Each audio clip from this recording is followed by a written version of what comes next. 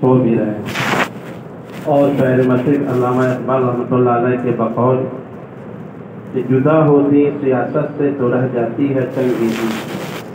ہم بے حد ممنون ہیں جناب افضل حسین صاحب جنرل سیکریٹری بہار رابطہ کمیٹی کے کہ انہوں نے بہت ہی کم وقت میں بہت ہی قیمتی، بہت ہی مفید اور بہت ہی کارآمد باتیں جو ہم مطلب کی. خاص طور سے آپ نے جو نام لیا اس عظیم المرتبہ شخصیت کا، سید حامد حسین جو وائس چانسلر تھے مسلم انسٹیٹیوٹ علی گڑھ کے، وہ جب ہم لوگ طالب علمی زمانہ تھا، اجمل القادری بھی یہاں پر بیٹھے ہوئے ہیں، مختصراً بات کر رہا ہوں، جب بات آئی تو ندوی تشریف لاتے تھے. اس وقت مفکر اسلام مولانا علی میاں ندوی رحمۃ اللہ علیہ وہاں بنفس نفیس خود ہوتے تھے اور ان کا بڑا ریسپیکٹ کرتے تھے، بڑی قیمتی باتیں ہوتی تھیں.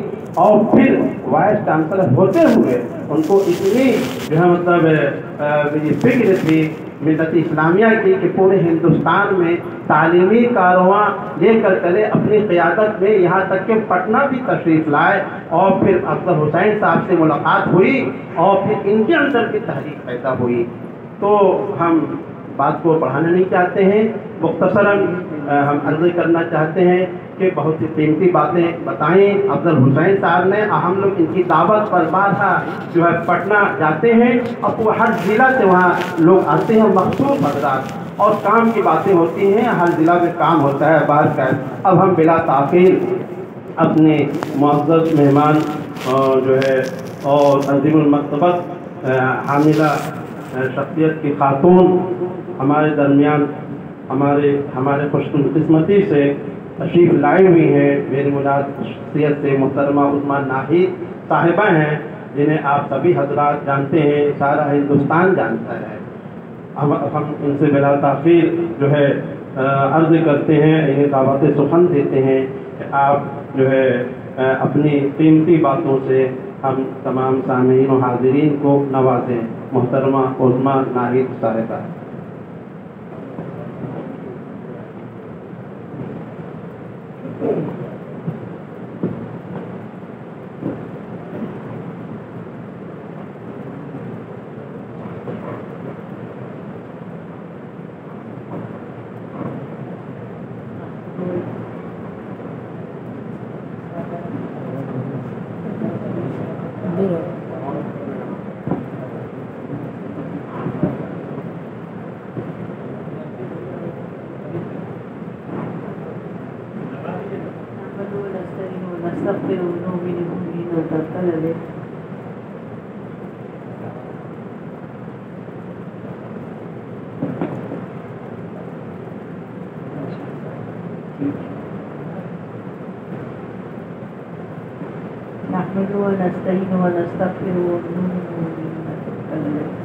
ونعوذ بالله من شرور أنفسنا ومن سيئات أعمالنا من يهده الله فلا مضل له ومن يضلل فلا هادي له ونشهد أن لا إله إلا الله وحده لا شريك له ونشهد أن محمدا عبده ورسوله تسليما كثيرا كثيرا.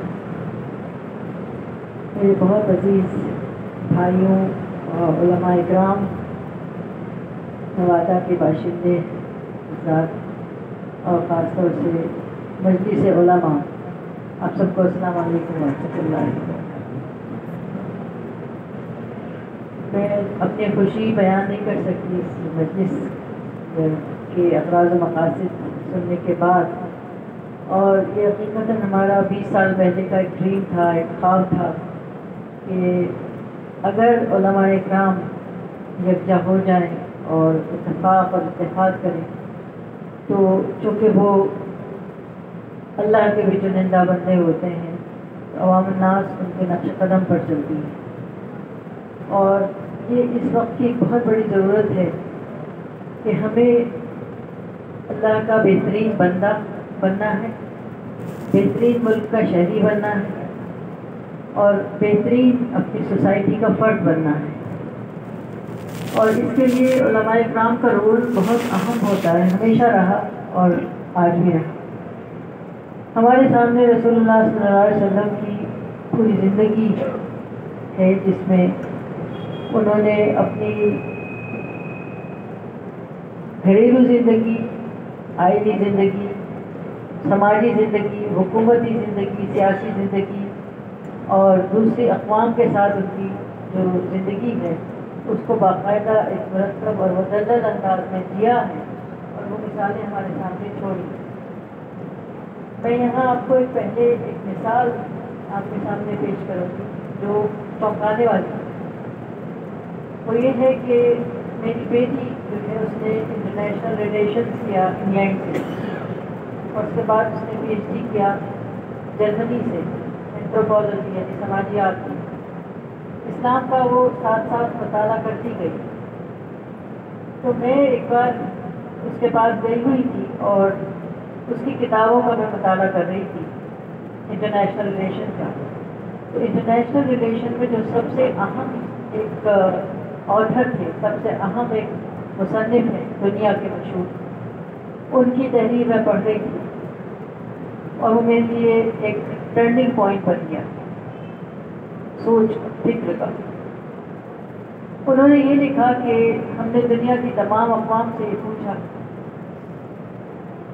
کہ دنیا کو آگے بڑھانے کا، قوموں کو ترقی دینے کا آپ کے پاس سب سے اچھا فارمولا کیا ہو سکتا ہے. تو دنیا کی تمام قومیں کوئی 100 سال پیچھے گئیں، کوئی 200 سال پیچھے گئیں اور انہوں نے بہت جلد لا کے ہمیں اپنا فارمولا پیش کر دیا کہ دنیا کو ترقی دینے کا ایک فارمولا ہمارے پاس ہے. کسی نے اپنے مذہب سے دیا، کسی نے اپنی تاریخ سے دیا. لیکن یہی سوال ہم نے جب مسلمانوں سے کیا، پوری دنیا کے مسلمان، تو اس میں وہ تمام تنظیموں کے نام بھی انہوں نے باقاعدہ تحریر کیے اور وہ افراد بھی جو ان تنظیموں کے ہیڈ تھے، ان تنظیموں کے ذمہ دار تھے، ان کے نام بھی لکھے، جس میں انہوں نے ملیشیا ہو، ترکی ہو، سعودی عرب ہو، ہندوستان، پاکستان، بنگلہ دیش، سارے ملکوں کے انہوں نے جماعتوں کے نام، ملیشیا کی مساندرن آرگنائزیشن ہے اور ترکی کی گولن موومنٹ تھی ایک، وہ اس کا نام لیا انہوں نے. پھر اس کے بعد ہندوستان کی بہت ساری جو تنظیمیں، جمعیت اور کیا کہتے ہیں آپ کا تبلیغی جماعت اور پاکستان اور بنگلہ دیش، تمام کے نام لکھے. اور انہوں نے کہا کہ تمام دنیا کے جب ہم نے ان سے پوچھا کہ ترقی کا راز کیا، تو انہوں نے کہا کہ جو 1400 سال پہلے والا نظام تھا وہ آئیڈیل نظام ہے، سب سے بہترین نظام ہے. اگر ہم وہ لے کے آ جائیں تو دنیا میں سکون اور امن ہو جائے گا اور ہر ایک کا حق جو ہے وہ برابر ادا ہوگا، انصاف ہوگا، عورتیں خوش ہوں گی، تمام معاملات خیر و خوبی کے ساتھ. انہوں نے یہ پوچھا کہ وہ نظام کیا ہے، اس کا ماڈل کہاں ہے. تو پوری دنیا کے مسلمانوں کو انہوں نے یہ سوال اٹھایا کہ پوری دنیا کے مسلمان اور لیڈرز مجھے وہ نظام نہیں دے سکتے. اس کا مطلب ہے کہ وہ جو کام ہمارا ہوا جو 1400 سال پہلے ہوا، رسول اللہ صلی اللہ علیہ وسلم کے زمانے میں ہوا اور ان کے بعد صحابہ اکرام نے کیا، اس کے بعد سے کئی صدیاں جو ہیں وہ بالکل غافل ہیں اس معاملے میں کہ ہم کوئی مرتب اور مدلل کوئی نظام بنا کے دنیا کو دے سکیں. یہ ایک بہت بڑا المیہ ہے. ہم نے جو وقت ہم پر آیا، ایک زمانہ تھا جب 1887 جو 1886 جب دارالعلوم دیوبند قائم ہوا، اس وقت کی سب سے بڑی ضرورت یہی تھی کہ انگریزوں کے اسکول تھے، کانوینٹ تھے یا کچھ نہیں تھا، دینی تعلیم کا کوئی نظام ہی نہیں تھا، دوسری دنیا کی تعلیم بھی نہیں. تو اس وقت ہمارے سامنے جو فکر تھی وہ یہ تھی کہ ہم مدرسہ قائم کریں، اور ہم نے مدرسہ قائم کیا. لڑکوں کے لیے قائم کریں، وہ لڑکوں کے لیے مدرسہ قائم کیا. ان کے لیے نصاب تیار کرنا تھا، ان کے لیے کیا. اس وقت عورت تو اس میں تھی ہی نہیں، پکچر میں ہی نہیں تھی کیونکہ وہ گھروں میں تھی اور بلوے کا خطرہ تھا. تو وقت کے ساتھ ساتھ جو ہے وہ اس وقت ہم نے یہ کام کیا اور وہ تحریک چلی. مولانا قاسم نانواتوی رحمۃ اللہ علیہ، اور انہوں نے 14 اصول بنائے کہ کس طرح کے مدرسے چلیں گے. آج کی جو پوزیشن ہے وہ یہ ہے کہ یہ تقریباً 2,500 کے قریب مدرسے ہیں ہندوستان میں، شاید اس سے زیادہ ہوں جو ریکارڈڈ نہیں ہیں. لیکن ہم اس وقت کہاں ہیں، اس وقت کہاں کھڑے ہیں؟ اگر ہم یہ سوچیں کہ جو قوم ہمارے ساتھ رہتی ہے یا ہم جس قوم کے ساتھ رہتے ہیں، جو ہمسایہ قوم ہے، 1000 سال سے شاید منتظر ہے اس بات کی کہ ہمارے پاس بہترین کتاب موجود ہے، بہترین علم موجود ہے، اور یہ حقیقت ہے کیونکہ وہ اب تک یہ سمجھتے آئے تھے کہ آپ کے پاس جو کچھ ہے وہ ان کے پاس نہیں ہے، وہ ایک انتظار کر رہے تھے، لیکن ہم دے نہیں پائے، ہم نے دیا ہی نہیں، ہم نے یہ کبھی اپنا موڈ ہی نہیں بتایا کہ ہم کس طرح ادعو الی ربک بالحکمت والموعظۃ اس کو عملی جامہ پہنا۔ تو آج جو ہمارے سامنے جو مسائل کھڑے ہو گئے وہ ہر طرح کے مسائل ہیں، یعنی مدارس کے بھی مسائل ہیں، اسکولوں کے بھی مسائل ہیں، روزگار کے بھی مسائل ہیں، خواتین کے بھی مسائل ہیں، آنے والی نسلوں کے تو اور اس سے زیادہ مسائل ہیں جو ابھی انڈیا میں آئے بھی نہیں ہیں، جو دوسرے ملکوں سے ابھی خبریں آ رہی ہیں۔ ہم تصور نہیں کر سکتے اس بات کا کہ جس میں ہم الجھنے والے ہیں۔ اگر ہم نے اب سے کام نہ شروع کیا تو وہ اتنے سنگین مسائل ہیں کہ اس کے بعد تو یہ گنجائش ہی نہیں رہے گی کہ ہم کوئی نصیحت یا اس کی بات کریں۔ اس کے بعد تو دین بچانا، جیسے وہ ہے کہ بھائی آگ پر چلنے کے مترادف ہے، وہ مسئلہ آنے والا ہے۔ تو اس میں جو ہم نے ایک کام کیا 97 میں، وہ ایک نصاب تعلیم ہم لے کے آئے جو امریکہ میں تیار ہوا۔ امریکہ میں وہ یہیں کے لوگ تھے، انڈیا کے لوگ تھے جو وہاں جا کے بسے، لیکن انہوں نے چلڈرن کریکولم ڈیزائننگ میں پی ایچ ڈی کیا، بچوں کی نصاب تعلیم تیار کرنے میں انہوں نے پی ایچ ڈی کیا، اور ہسٹری آف ریلیجنس میں پی ایچ ڈی کیا، کیونکہ آنے والا جو دور تھا، جو گلوبلائز دنیا کا دور آنے والا ہے یا آ چکا ہے، جو اس وقت وہ سوچ رہے تھے 40 سال پہلے، اس میں سب سے پہلا ان کے ذہن میں یہی تصور تھا کہ جب یہ گلوبل دنیا بنے گی اس وقت ہم کہاں کھڑے ہوں، ہم کیا اس قابل ہیں کہ ہم ان سے کمیونیکیشن کر سکیں، ہم کیا اس قابل ہیں کہ ہم ان سے مشروط قسم کے عہد و معاہدے کر سکیں۔ تو ہمیں تو ابھی زبان بھی نہیں آتی، ہمیں تو عربی ہی زبان نہیں آتی بولنے کے لیے، ہم عربوں سے بھی کمیونیکیشن نہیں کرتے۔ ہم جو تعلیم دے رہے ہیں وہ اس وقت کے لحاظ سے واقعی بہت امپورٹنٹ تھی، اور شاید اس کے 50 سال بعد تک، لیکن دنیا کا ایک دستور ہے دنیا کا کہ ہر 10 سال میں لوگوں کی نفسیات بدل جاتی ہیں، لوگوں کے سوالات بدل جاتے ہیں، تو جو طریقہ تعلیم ہے وہ بھی بدل جانا چاہیے۔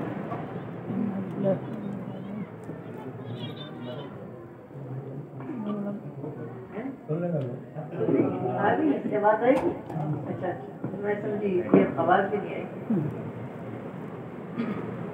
تو آج کا جو بچہ ہے اس کے سامنے بے شمار سوالات ہیں، کیونکہ دنیا کی تعلیم اس کو اتنے خوبصورت انداز میں اور اتنے کہنا چاہیے کہ ڈریم ورلڈ میں اس کو لے جاتا ہے، اس طرح رنگا رنگ ہے وہ، جو بچہ اس میں کھو جاتا ہے۔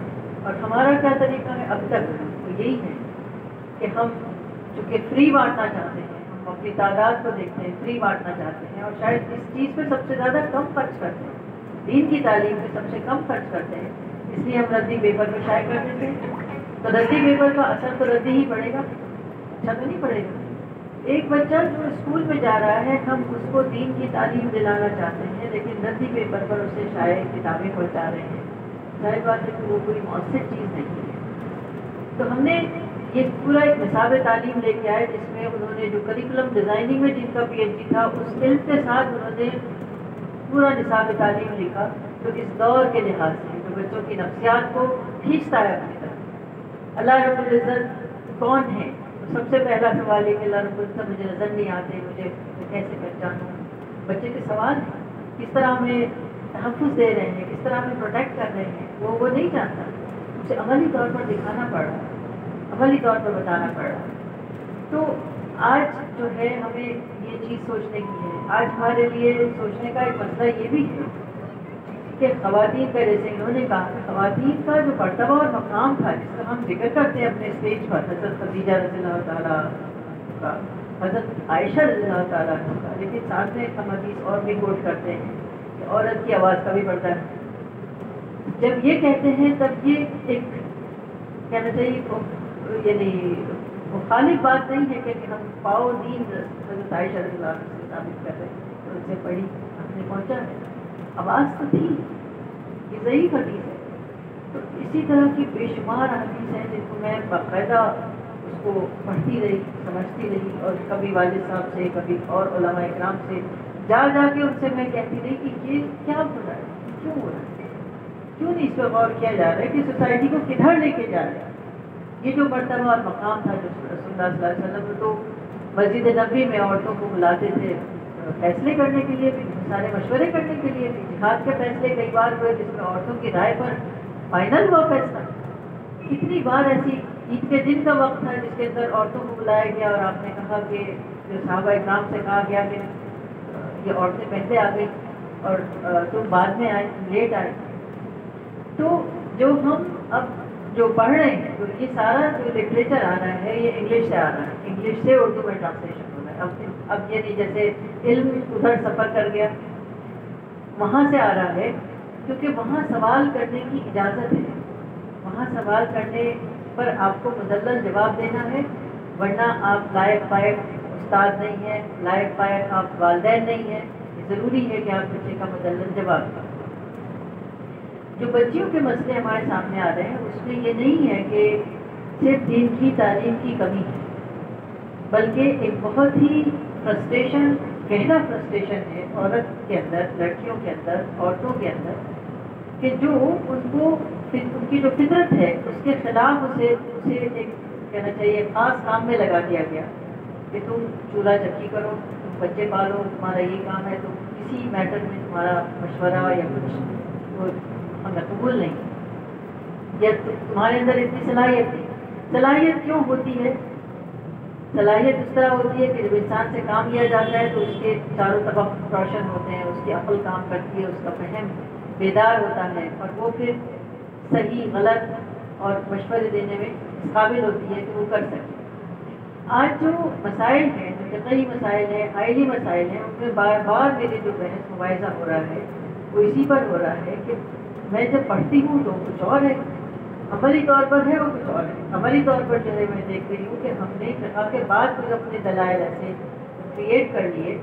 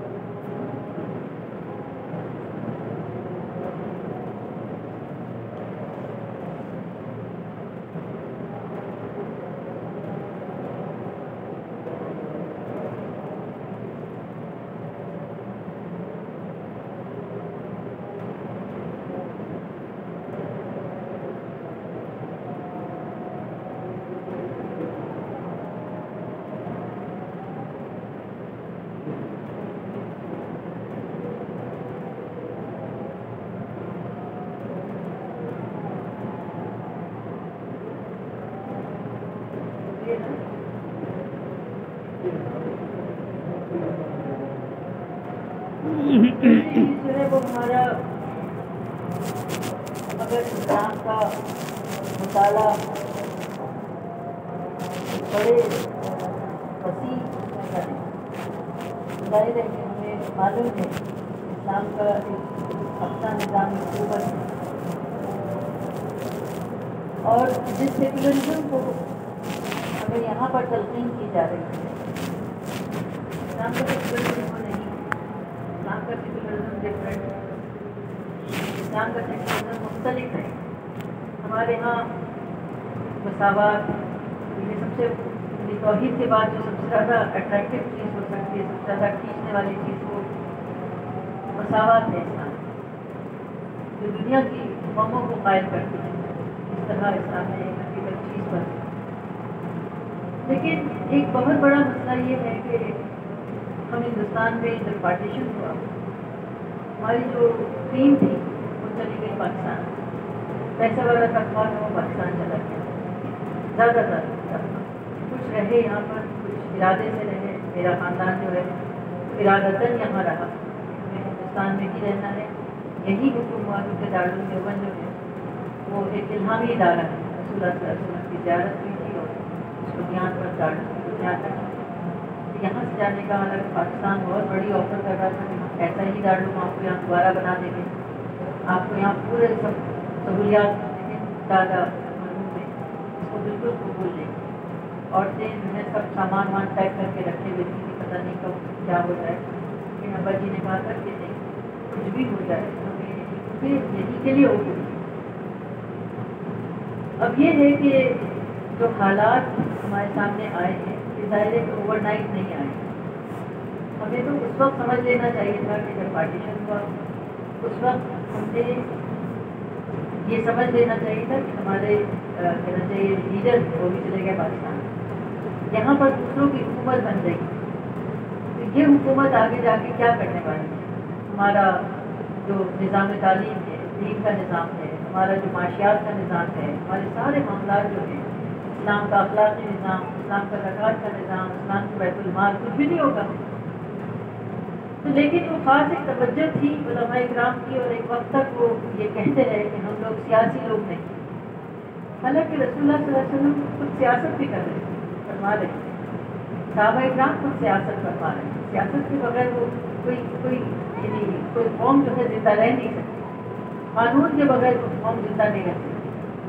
تو آج یہ جو کچھ ہوا ہے یہ ہماری بڑی غلط کا نتیجہ ہے. اس کے لیے ہمیں ضروری ہے کہ ہم پھر سے پڑھنے کی کوشش کریں. نصاب تعلیم کی جو بات ہے کہ جو نصاب تعلیم اس وقت تیار ہوا تھا وہ اس دور کے لحاظ سے یقیناً بہت جامع مکمل سب کچھ تھا.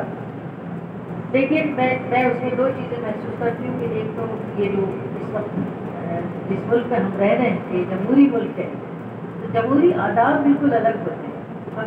ہم سعودی عرب میں نہیں رہ رہے ہیں، اور ہمارا جو عمل رہا پچھلے 70 سال میں وہ اسی طرح کا رہا کہ اس میں ہمیں یہ اندازہ ہوا کہ ہم ایک اسلامی ملک میں رہ رہے ہیں. یہاں پہ لبرٹی تھی، آزادی تھی، اسی طرح رہ رہے تھے. لیکن ہم نے کبھی دوبارہ کوئی سوچنے کی ضرورت نہیں کی اس کے بارے میں کہ کیا آر ایس ایس کو یاد سے نہیں.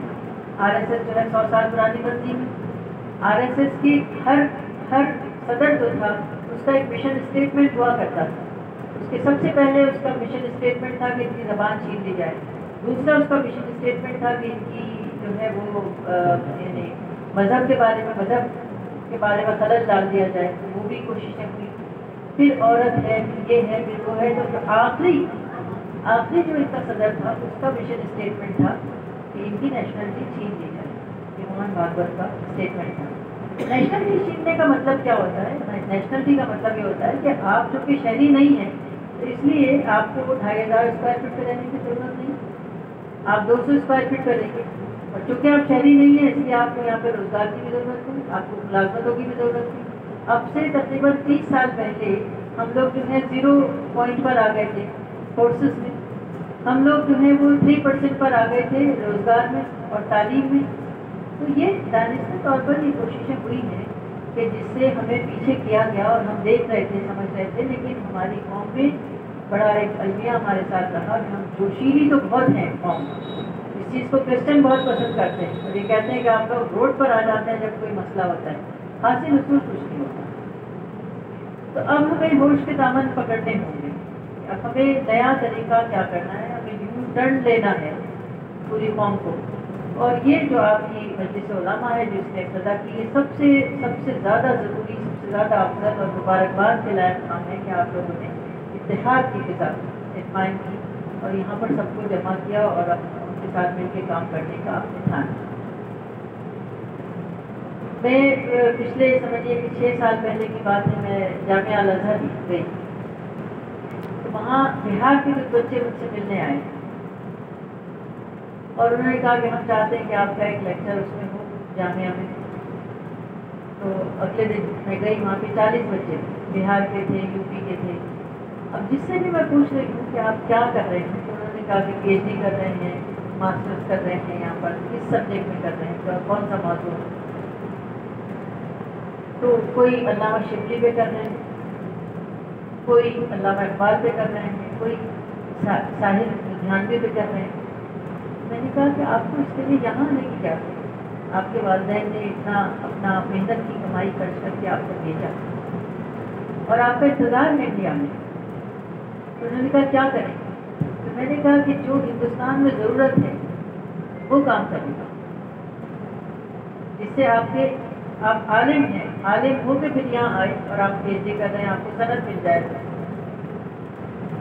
ان کا کیا کریں؟ تو میں نے کہا کہ نہیں، ہندوستان میں ضرورت ہے کہ ایک مسلمان ہو، ایک عالم ہو، اور وہ کمیونل ہارمنی پہ کام کرتا ہے، فرقہ وارانہ جو یہ وہ چل رہا ہے، یہاں پر تحریک چل رہی ہے، اس پر کام کرتا ہے۔ یہ ساری تحریکات جو آ رہی ہیں یہ ساری یورپ سے آ رہی ہیں، یورپ سے بڑی بڑی تنظیمیں جو ہیں ان کا مقاصد بالکل الگ ہے، اور ہم ابھی یہ بھی نہیں جانتے کہ ہمیں انہیں ایڈریس کیسے کرنا ہے، انہیں خطاب کیسے کرنا ہے، کیونکہ ہم ان کی اس ہسٹری سے 200 سال میں انہوں نے جو پلان کیے ہمارے لیے، جو اس وقت ہم دیکھ رہے ہیں ہمارا حال ہوا ہے، یہ 200 سال کی پلاننگ ہے، تو وہ تو کسی ایک سوچ کے ساتھ، ایک فکر کے ساتھ ایک جملہ بول رہے ہیں۔ آپ نے دیکھا کہ عمران خان کا جو ایک جملہ تھا اس کی کیا سزا ملی اس کو؟ وہ جملہ اسی لیے کہ آپ کو کبھی اس اسٹیج پہ نہیں دیکھا جائے گا۔ کیا جملہ تھا وہ؟ کیا جملہ تھا عمران خان کا؟ obviously not، کبھی نہیں۔ وہ کیا تھا کہ ان کو یہ کہا گیا کہ آپ ہاتھ پاؤں اپنے پیچھے باندھیں اور سر جھکا لیں۔ الفاظ یہ نہیں تھے لیکن میسج یہی تھا، اس نے کہا obviously not۔ اس نے